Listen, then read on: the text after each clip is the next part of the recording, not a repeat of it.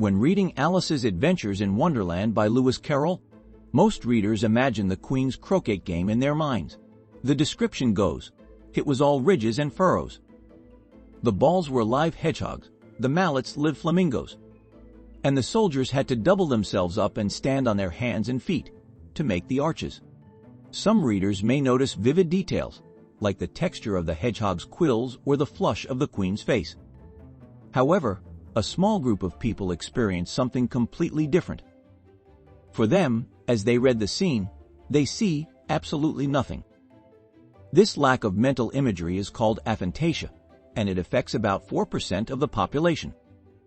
Aphantasia was first identified in the 19th century by a psychologist who asked participants to imagine their breakfast table and rate the vividness and color of their mental picture.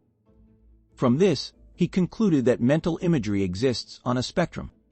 On one end are people with aphantasia, who have no mental images, and on the other are those with hyperphantasia, whose mental images are so vivid they seem almost real. Most people fall somewhere in between. But how can we tell if someone with aphantasia is just describing their mental experience differently than someone with mental imagery? How can we measure what's going on in someone else's mind? One study explored this by looking at people's eyes. They studied the pupillary light reflex, the automatic constriction of the pupil in response to light. Even imagining looking at a light causes the pupil to constrict, but only if you have mental imagery. The study found that people with aphantasia's pupils don't constrict when they imagine light. Brain scans may help explain another interesting aspect. People with aphantasia can still see mental imagery in their dreams. This suggests that the brain creates mental images in two different ways, one for deliberate visualization and another for dreams. Typically, when you consciously try to create an image, it involves multiple brain areas in a top-down process. You engage cognitive control regions, which activate memory and vision parts of the brain to create an image. People with hyperphantasia have stronger connections between these regions, while those with aphantasia have weaker connections. Dreaming, on the other hand, is believed to use a bottom-up process, where deep parts of the brain spontaneously trigger visual and memory systems to create imagery.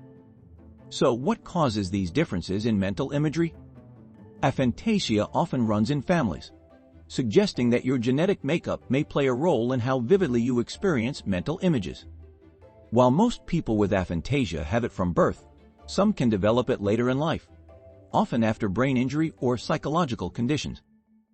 But in most cases, these variations in imagery are not seen as disorders, but as interesting differences in human experience.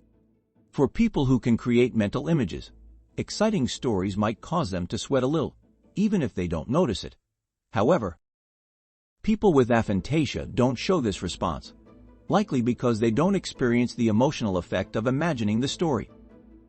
Interestingly, some research suggests that aphantasia could protect against mental health conditions like PTSD, as it may reduce the impact of negative imagery, though more studies are needed. People with hyperphantasia, on the other hand, often have richer memories of past events, allowing them to relive experiences in vivid detail. Differences in mental imagery might even influence career choices. A survey of over 2,000 people found that those with aphantasia are more likely to work in STEM fields, while those with hyperphantasia tend to pursue careers in the arts, media, and design. Ultimately, we may never fully understand what's happening in another person's mind. The inner world of others may be very different from our own. Thanks for watching this video. If you liked it and want to continue learning more about topics like this, subscribe to the channel and activate the bell so you don't miss the next videos.